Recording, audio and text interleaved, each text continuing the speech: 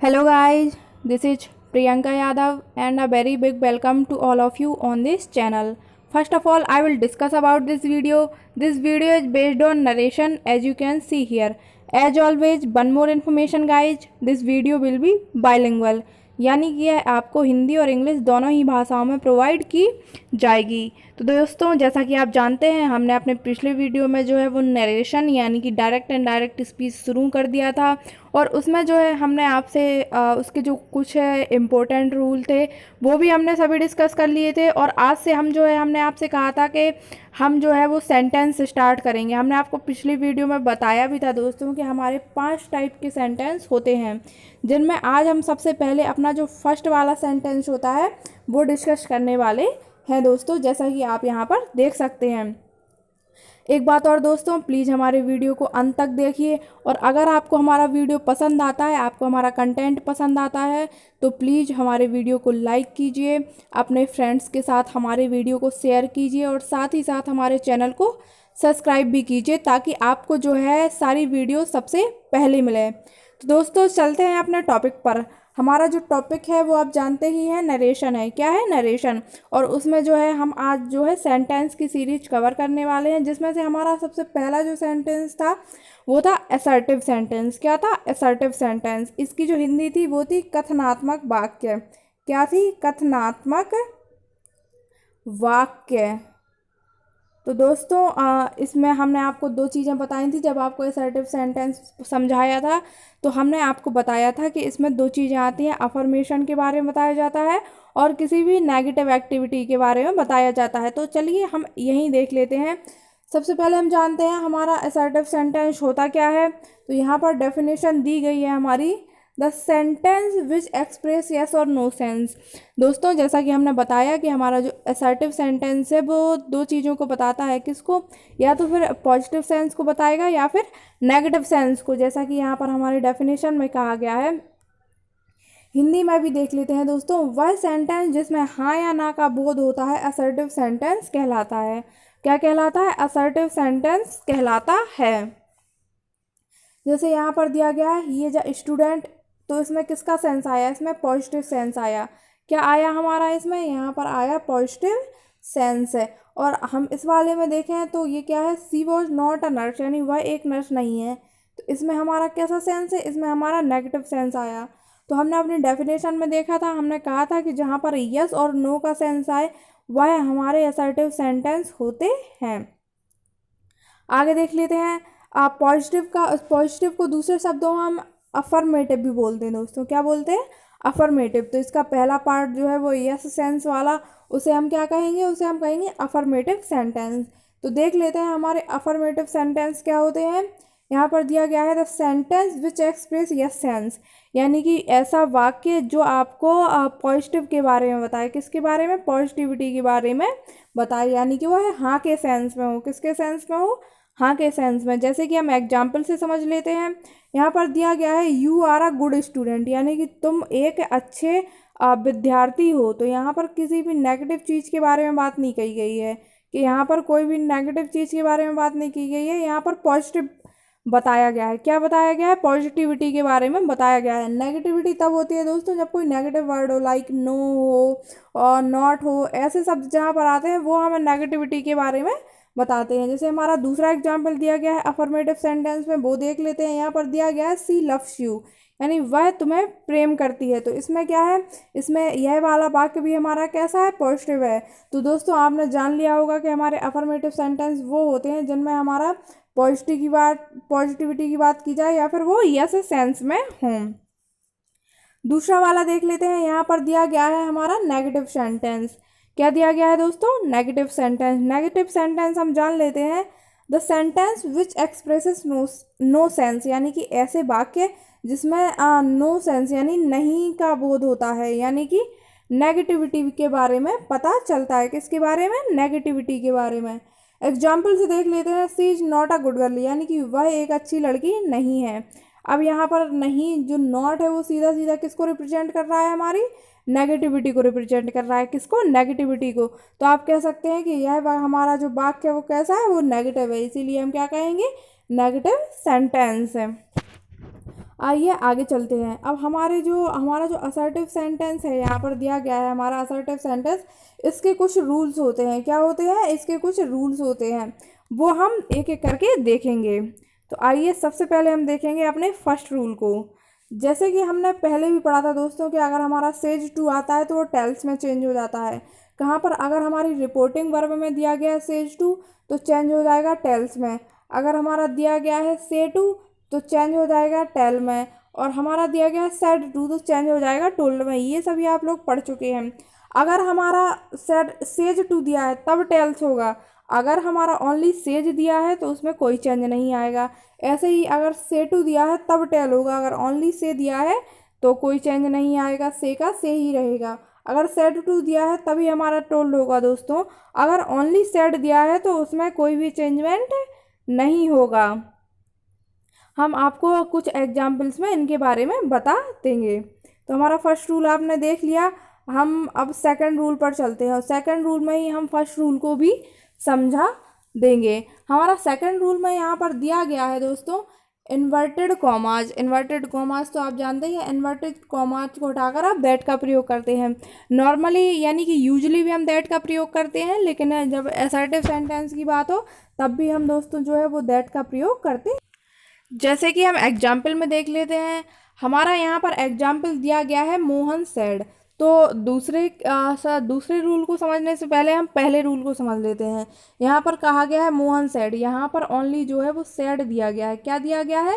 Sad दिया गया है, ना कि दोस्तों यहाँ पर आप देख सकते हैं सैड टू दिया गया है। यहाँ पर सैड टू कहीं भी नहीं दिया गया है, यहाँ पर ओनली सैड दिया गया है। तो हमने फर्स्ट रूल में पढ़ा था कि अगर सैड दिया गया हो तो वह नो चेंज रहता है। कैसा रहता है? नो चेंज, यानी उसमें कोई भी बदलाव नहीं आता है। जैसे हमने कहा Mohan said I have a headache, तो यहाँ पर हमारा क्या सब्जेक्ट अब आप देख रहे होंगे हमारा सेड जो है वो टोल्ड में चेंज नहीं हुआ है। क्यों नहीं हुआ है? क्योंकि हमारा यहाँ पर सेड टू की जगह सेड दिया गया था, इसलिए ज्यों का त्यों हमने रख दिया है। अब हम अपने दूसरे रूल को समझ लेते हैं। हमने कहा था इन्वर्टेड कॉमा को हटाकर दैट का प्रयोग करते हैं। तो देख लेते हैं मोहन सेड, यहाँ पर कॉमा इन्वर्टेड कॉमा दिया गया है, आई हैव अ हेडेक। अब यहाँ पर देख लेते हैं मोहन सैड और हमारे जो इन्वर्टेड कॉमा है और कॉमा रिमूव होकर क्या आ गया? दैट आ गया। आई है हमारा क्या है? फर्स्ट पर्सन है। फर्स्ट पर्सन किसके अनुसार बदलेगा? सब्जेक्ट के अनुसार। सब्जेक्ट क्या है हमारा? मोहन। और जो मोहन है वो मेल है और ही हमारा क्या है? ही भी मेल को रिप्रेजेंट करता है। तो आई सब्जेक्टिव केस है और ही का सब्जेक्टिव केस जो है वो ही होता है, इसलिए यहाँ पर हमारा ही आ गया। हमने कहा था हमारा जो प्रेजेंट परफेक्ट टेंस होगा वो पास्ट परफेक्ट में बदल जाएगा। तो आप देख सकते हैं दोस्तों यहाँ पर प्रेजेंट परफेक्ट जो है वो पास्ट परफेक्ट में बदल गया और आ हेडेक वैसे के वैसा रहा। तो दोस्तों होप सो आप पर्सन कैसे चेंज करना है, टेंस कैसे चेंज करना है, ये सब कुछ आप समझ गए होंगे बहुत अच्छे से। अगर नहीं समझे हैं दोस्तों तो प्लीज़ हमें कमेंट बॉक्स में कमेंट कर दीजिए। हम इस पर एक अलग से वीडियो प्रोवाइड कर देंगे कि कैसे हमें पर्सन चेंज करने हैं या फिर कैसे टेंस चेंज करना है। वैसे तो आप हमारी पिछली वीडियो जाकर देख सकते हैं, उनमें हमने आपको बहुत डिटेल में और बहुत ही अच्छे से समझाया है। आइए अपने अगले रूल पर चलते हैं दोस्तों। अगला रूल हमारा यहाँ पर दिया गया है रूल नंबर 3, रिपोर्टेड स्पीच में अगर। हमारी रिपोर्टेड स्पीच तो आप जानते हैं ना, जो फर्स्ट वाला हमारा वाक्य होता है वो हमारी रिपोर्टिंग वर्ब होता है। जो सेकंड वाला वाक्य होता है कॉमा इन्वर्टेड कॉमा के अंदर, यानी इन्वर्टेड कॉमा के अंदर, वो हमारा जो है वो रिपोर्टेड स्पीच होता है। क्या होता है? Reported speech. तो यहाँ पर जान लेते हैं रिपोर्टेड स्पीच में अगर हैबिचुअल और यूनिवर्सल ट्रुथ, यानी कि हमारी आदतों के बारे में या जो सांसारिक सत्य है उसकी बात की जाए, या फिर प्रिंसिपल यानी हमारे कुछ सिद्धांत होते हैं उसकी बात की जाए, या फिर कोई प्रूफ यानी कि हमारी जो कहावत है उसके बारे में प्रयोग हो, तो इनडायरेक्ट स्पीच में कोई परिवर्तन नहीं होता है। तो आइए हम इस रूल को एग्जाम्पल से समझते हैं। हमने क्या कहा? अगर हमारा हैबिचुअल और यूनिवर्सल ट्रुथ हो, प्रिंसिपल हो या फिर प्रोवर्ब हो। तो यहाँ पर हम एग्जाम्पल के तौर पर देख लेते हैं। यहाँ पर दिया गया है mother sad honesty is the best policy. अब ये देख सकते हैं आप, ये हमारी क्या है? ये हमारी प्रोवर्ब है। क्या है? प्रोवर्ब, यानी कि हम इसे कह सकते हैं यह हमारी एक प्रकार की कहावत है दोस्तों। क्या है? कहावत। Honesty is the best policy. तो हमने कहा कि जब भी हमारी कहावत आए या फिर हमारे सिद्धांत के बारे में भी बात की जाए या फिर कोई सांसारिक सत्य के बारे में बात हो, तो डायरेक्ट से इनडायरेक्ट बनाते समय हमारी रिपोर्टेड स्पीच जो है वो चेंज नहीं होती है। ये कैसा है हमारा, ये डायरेक्ट सेंटेंस है। अब हम अपने इनडायरेक्ट सेंटेंस को देख लेते हैं। यहाँ पर दिया गया है मदर, अकेला सेड दिया गया है तो सेड ज्यों का त्यों आ जाएगा, सेड टू होता तो टोल्ड में बदल जाता। आफ्टर दैट हमने कहा था हमारा कनेक्टिंग जो कॉमा इन्वर्टेड कॉमा है वो किस में कन्वर्ट हो जाएंगे, दैट में। आफ्टर दैट आप देख सकते हैं honesty is the best policy, यानी कि हमारा जो रिपोर्टेड स्पीच का वाक्य था डायरेक्ट स्पीच में, वो इनडायरेक्ट में भी ज्यों का त्यों रहा, उसमें कोई भी परिवर्तन नहीं आया है दोस्तों। आइए एक और एग्जाम्पल देख लेते हैं। यहाँ कहा गया है he said the sun rises in the east. अब the sun rises in the east का मतलब है जो सूर्य जो है वो हमेशा पूरब से निकलता है, और यह यूनिवर्सल ट्रुथ है। कैसे यह सांसारिक सत्य है, ऐसा तो नहीं है सूरज कभी पूरब से निकलता हो कभी पश्चिम से निकलता हो। कहने का मतलब सूर्य कभी सूर्य कभी दक्षिण से निकलेगा पश्चिम से, हमेशा जो है वो पूरब से ही निकलेगा। कहाँ से निकलेगा, पूर्व से निकलेगा, यानी कि ईस्ट से निकलेगा, कभी भी नॉर्थ वेस्ट से नहीं निकलेगा। तो यह कैसा हो गया, यह हो गया हमारा यूनिवर्सल ट्रुथ। अब इसका यह डायरेक्ट फॉर्म था, अब इसका हम इनडायरेक्ट फॉर्म देख लेते हैं। यहाँ पर दिया गया है he said comma not comma that में बदल गया the sun rises in the east. तो आप देख सकते हैं हमारी जो रिपोर्टेड स्पीच है वो ज्यों की त्यों है, उसमें किसी भी प्रकार का कोई बदलाव नहीं किया गया है दोस्तों। आइए अपने अगले रूल पर चलते हैं। अगला रूल में हमारा दिया गया है रिपोर्टेड स्पीच में संबोधन के रूप में किसी नाउन का प्रयोग हो तो इनडायरेक्ट स्पीच में उस नाउन को रिपोर्टिंग वर्ब का ऑब्जेक्ट बनाकर लिखना चाहिए। क्या कहा गया है, जैसे हमारी ये रिपोर्टिंग वर्ब रही कॉमा इन्वर्टेड कॉमा, ये हमारी रिपोर्टेड स्पीच रही और इसमें कोई चीज़ संबोधन के रूप में दी गई है, एज मतलब किसी को मेंशन किया गया है। क्या किया गया, मेंशन किया गया है। तो यह डायरेक्ट फॉर्म में है। जब हम इसे इनडायरेक्ट बनाएंगे तो यह हमारी रिपोर्टेड स्पीच से हटकर रिपोर्टिंग वर्ब का ऑब्जेक्ट बन जाएगी। क्या बन जाएगी, रिपोर्टिंग वर्ब का ऑब्जेक्ट। अब आइए इस रूल को और अच्छे से समझने के लिए हम इसके एग्जाम्पल पर चलते हैं। एग्जाम्पल में दिया गया है she said you are foolish Mukesh, यानी उसने कहा कि तुम मूर्ख हो। उसने किससे कहा, मुकेश से। तो आप देख रहे हैं हमारा वह जो है वो मुकेश को इंडिकेट कर रहा है, यहाँ किसे, मुकेश को वो संबोधित कर रहा है कि तुम जो हो वो उसने मुकेश से कहा कि तुम फूलिश हो, यानी तुम मूर्ख हो। अब यह डायरेक्ट फॉर्म में था, हमने कहा था कि यह जो हमारा संबोधन है वो इनडायरेक्ट फॉर्म में इसका ऑब्जेक्ट बन जाएगा, किसका, रिपोर्टिंग वर्ब का। हम इनडायरेक्ट फॉर्म देख लेते हैं यहाँ पर।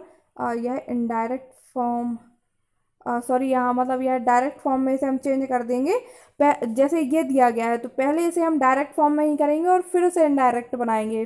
जैसे कि हमने पहले क्या कहा, she said you are foolish Mukesh. अब जब हम क्या कहेंगे इसे हम पहले डायरेक्ट में भी लिख सकते हैं या फिर इनडायरेक्ट भी बना दिया है तब भी हम इसे एज्यूम कर सकते हैं कि यह जो है हमारा वो क्या है, ऑब्जेक्ट है। जैसे यहाँ कर दिया गया है सी सेड। अब मुकेश कहाँ था, पहले मुकेश था रिपोर्टेड स्पीच में, लेकिन हमने जब इसे देखा हमने इसे एज्यूम किया अपने मन में कि यह क्या है हमारा, यह जो है वो रिपोर्टिंग वर्ब का ऑब्जेक्ट है। इसलिए इसे रिपोर्टेड स्पीच से हटाकर इसे जो कहाँ रख दिया हमने, रिपोर्टेड स्पीच से यहाँ से इसे हटाकर हमने इसे कहाँ रखा, रिपोर्टिंग वर्ब में रख दिया। जैसा कि आप देख सकते हैं she said to Mukesh you are foolish. इसे हम इनडायरेक्ट फॉर्म में भी लिख सकते हैं और इसे अगर हम एज्यूम करना चाहते हैं तो डायरेक्ट में हम इसे ऐसे ही मानेंगे। तो हमने क्या कहा, सी का सी सेड टू है टोल्ड में चेंज हो गया, Mukesh after that comma inverted comma that में चेंज हो गया। यू क्या है हमारा, यू हमारा सेकंड पर्सन। सेकंड पर्सन किसके हिसाब से बदलेगा, ऑब्जेक्ट के हिसाब से। ऑब्जेक्ट क्या है, मुकेश, और मुकेश क्या है, फीमेल है, और ही हमारा क्या है, ही हमारे मेल को रिप्रेजेंट करता है। यू सब्जेक्टिव केस है तो यहाँ पर भी सब्जेक्टिव केस आएगा, और ही का जो सब्जेक्टिव केस है वो ही होता है, इसलिए हमारा यहाँ पर ही आ गया। हमने कहा था हमारा प्रेजेंट कॉन्टिन्यूअस टेंस है, प्रेजेंट कॉन्टिन्यूअस टेंस जो है वो किस में चेंज हो जाएगा, पास्ट कॉन्टिन्यूअस टेंस में। किस में, पास्ट कॉन्टिन्यूअस में। तो आप देख सकते हैं हमारा टेंस जो है प्रेजेंट से पास्ट कॉन्टिन्यूअस में चेंज हो गया और फूलिश जो है वो ज्यों का त्यों रहा। हमारा नेक्स्ट रूल है असर्टिव सेंटेंस का, वो हम पढ़ लेते हैं और होप सो दोस्तों आपको हमने जो 4 रूल पढ़ा दिए हैं आपको अच्छे से समझ आ गए होंगे। आगे देख लेते हैं, आगे दिया गया है, यदि रिपोर्टेड स्पीच में टर्म ऑफ एड्रेस यानी संबोधन के शब्द या पद, यानी हमारा जो रिपोर्टेड स्पीच है, जो हमारा पहला वाला वाक्य रिपोर्टिंग वर्ब होता है, कोमा इन्वर्टेड कोमा के अंदर हमारा क्या होता है, रिपोर्टेड स्पीच। तो कहा गया है रिपोर्टेड स्पीच में अगर टर्म ऑफ एड्रेस यानी संबोधन के शब्द और पद, संबोधन के शब्द और पद किस रूप में आ, जैसे हम कहते हैं, हम किसी को संबोधित करते हैं, ladies and gentleman, my dear friend, future of the country, hope of the future, या फिर हम कहते हैं डियर फ्रेंड्स। बहुत सी ऐसी चीज़ें होती हैं जब आप मान के चलिए आप कभी स्टेज पर स्पीच देने जाते हैं तो आप क्या कहते हैं, लेडीज एंड जेंटलमैन। तो यही अगर कुछ एड्रेसिंग वर्ड आए तो उसका जो डायरेक्ट से इनडायरेक्ट कैसे बनता है वो हम देख लेते हैं। यहाँ पर दिया गया है PT Nehru said to the people, यानी पीटी नेहरू ने लोगों से कहा, लोगों से कहा, क्या कहा उन्होंने, फ्रेंड्स। उनका जो संबोधन है वो क्या है, friends. Here I thank you all, यानी कि मैं आप सबका शुक्रिया अदा करता हूँ। तो आइए, यह हमारा जो था वाक्य वो था डायरेक्ट फॉर्म में, इसका इनडायरेक्ट फॉर्म हम देख लेते हैं। यहाँ दिया गया है पीटी नेहरू, हमने क्या कहा था, एड्रेस्ड लिखेंगे, सेड टू की जगह जो है वो हमारा क्या हो जाएगा, एड्रेस्ड हो जाएगा। द पीपल ज्यों का त्यों रहेगा, और फ्रेंड से वो किस में ऐड हो जाएगा, एज फ्रेंड। कैसे ऐड हो जाएगा, एज फ्रेंड। आफ्टर दैट हम लिखेंगे एंड सेड, और आई जो है हमारा हेयर जो है हमारा किसमें, देयर में चेंज हो जाएगा, और आई पीटूनरी के अकॉर्डिंग ही हो जाएगा। और सिंपल प्रेजेंट जो है वो सिंपल पास्ट में बदल जाएगा, यू हमारा चेंज हो जाएगा देम में, और ऑल का ऑल रहेगा। दोस्तों थोड़ा कंफ्यूजिंग हो सकता है आपके लिए, लेकिन हम एक बार और समझा देते हैं दोस्तों। सेड टू को किस में चेंज करना है, एड्रेस्ड में। किस में चेंज करना है, एड्रेस्ड में। और जो यहाँ पर कॉमा के इस साइड दिया गया है, जो हमारा संबोधन दिया गया है, उसमें एज जोड़ देना है। क्या करना है, एज जोड़ देना है। और आफ्टर दैट इसमें जो कोई कनेक्टिंग वर्ड नहीं होगा, जैसे हम लिख देंगे PT Nehru addressed to the people as friends, उसके बाद हम कहेंगे एंड सैड। उसके बाद हमें क्या जोड़ना है, एंड सैड। यानी कि हम कह सकते हैं कि हमें इस संबोधन के बाद एंड सैड जोड़ना है। दूसरे रूल से समझ लेते हैं। दूसरे रूल में दिया गया है the leaders, ladies and gentleman, you are my hope. यहाँ पर द लीडर सैड होगा दोस्तों, क्या होगा, सैड होगा दोस्तों, वो गलती से प्रिंट नहीं हो पाया होगा, कोई बात नहीं, यहाँ पर सैड होगा। तो हमने क्या कहा, द लीडर सैड हमारा किसमें, एड्रेस्ड में चेंज हो गया। The leader address the people, यानी कि जो लीडर थे उन्होंने पीपल को ही एड्रेस किया होगा। और हमने क्या कहा था, हमने कहा था कि जब हमारा दिया गया हो the leader said to the people, यहाँ पर इतना लिख नहीं पाया दोस्तों, leader said to the people, आप समझ लीजिएगा। यहाँ पर दिया गया है द लीडर, आफ्टर दैट दिया गया है सैड टू द पीपल। क्या दिया गया, सैड टू द पीपल, ये इतना दिया गया है। तो हमारा द लीडर ज्यों का त्यों रहा, हमारा सैड टू किस में चेंज हो गया, एड्रेस्ड में चेंज हो गया।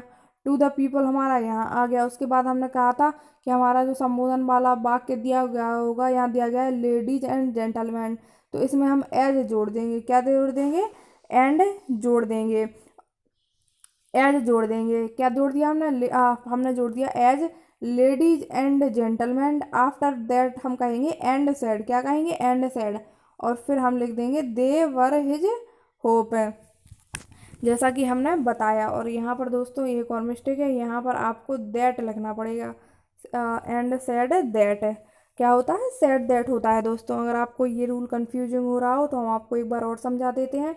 हमने आपसे कहा सैड टू किस में, एड्रेस्ड में चेंज हो जाएगा। आफ्टर दैट हमारा जो जो हमारा संबोधन वाला वर्ड है, यानी जिसे हम एड्रेस कर रहे हैं वो वर्ड है, उसके पहले हम एज जोड़ देते हैं, और इसके बाद जो है हम एंड सैड लिखते हैं। क्या लिखते हैं, एंड सैड लिखते हैं। आफ्टर दैट हमारा कनेक्टिंग वर्ड, जैसे कि PT Nehru said to address to the people, हमने क्या कहा था, संबोधन के पहले एज जोड़ना है, as friends and said that there he thanked them all. बाकी जितने जैसे चेंजमेंट होते हैं वैसे ही रहेंगे।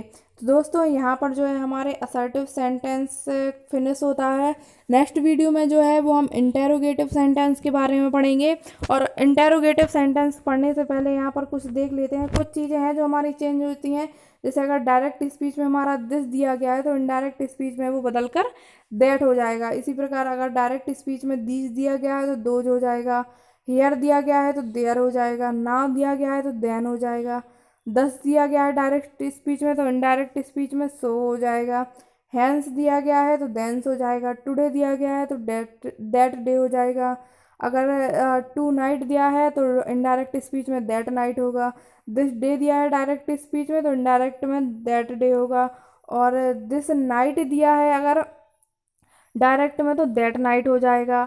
अगर हमारी डायरेक्ट स्पीच में टुमारो है तो उसे हम इनडायरेक्ट स्पीच में द नेक्स्ट डे भी लिख सकते हैं, द फॉलोइंग डे भी लिख सकते हैं, ऑन द मोरो भी लिख सकते हैं। टुमारो होगा दोस्तों यहाँ पर।